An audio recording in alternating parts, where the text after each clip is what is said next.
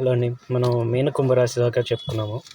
ఇప్పుడు ధనుసు రాశి గురించి చెప్పాల్సొస్తే, ధనుసు రాశికి లాభస్థానంలో శని గోచారం అనేది కనబడుతుంది. సో, సమస్యల నుంచి బయటపడడానికి ఎన్నో మార్గాలుంటాయి.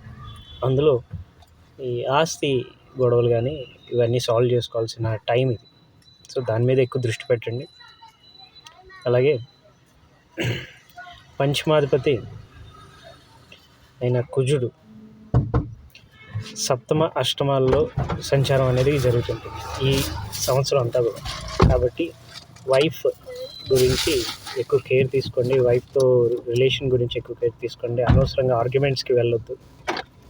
సో, కొంచెం అడ్జస్ట్మెంట్ అవ్వండి. అట్ ద సేమ్ టైం ఈ ఫైనాన్షియల్ అండ్ ల్యాండ్ డిస్ప్యూట్స్ ఇవన్నీ కూడా చూడండి. కొంచెం కేర్ తీసుకోండి.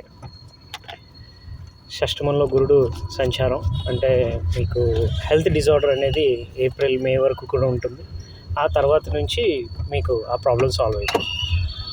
నమస్కారం. నేను మీ చైతన్య.